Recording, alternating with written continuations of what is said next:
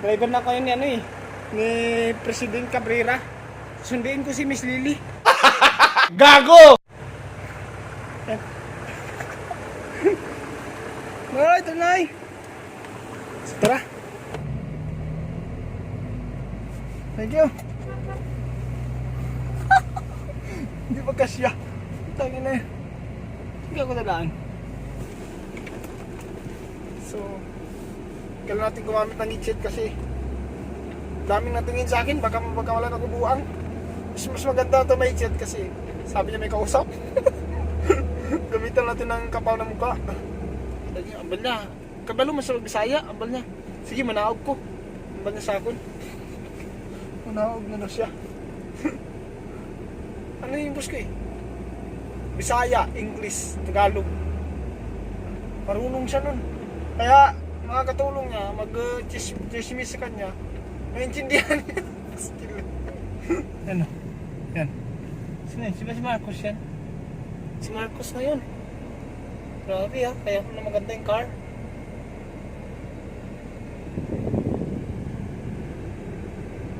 Kita ko rin si Marcos sa wakas. Ma'am. Sige po ma'am.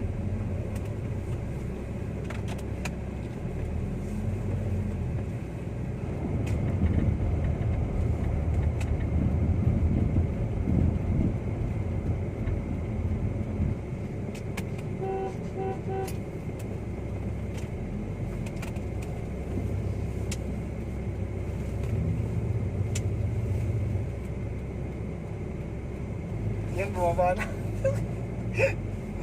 Hindi tayo makapagsalita kasi nandyan siya, pagkamalan niya kupuwang. Hirap talaga. Hindi mo talaga siya makaya ng isang ikutan, no? Tingnan nyo guys kung gaano ito kahaba. Sinasakop niya mong linya eh. Tawag mo ako sa kabila. So, cut ko muna yung video. Alright.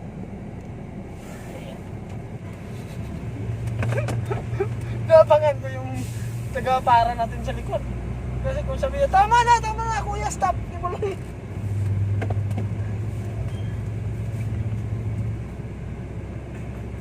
Yun, tumutulog, kinabukbok niya.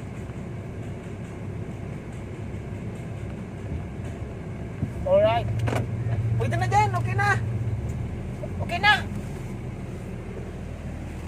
So, thank you nga pala kay ayan yung ating taga-katulong.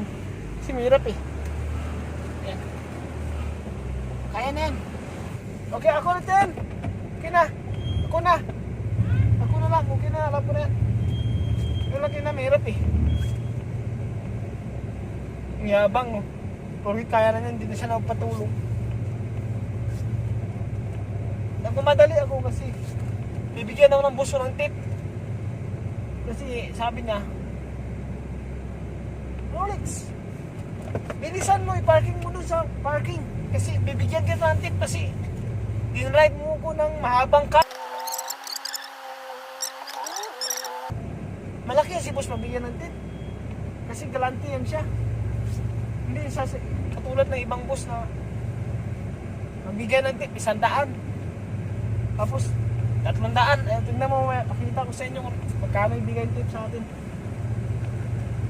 Tagal naman kasi parada ito eh.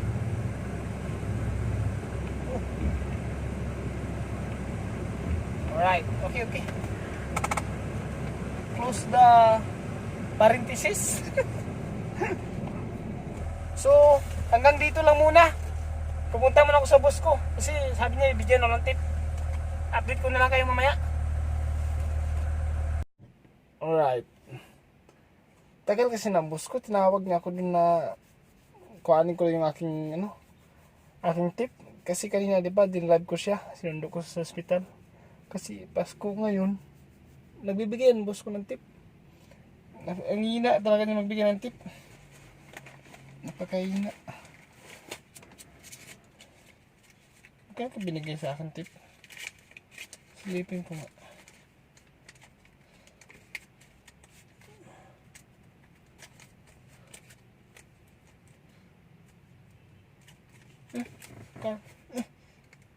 Binigay sa akin tip. Ang inat lang ka na boss mo, bigyan ng tip mo. Ang kaya binigay sa akin.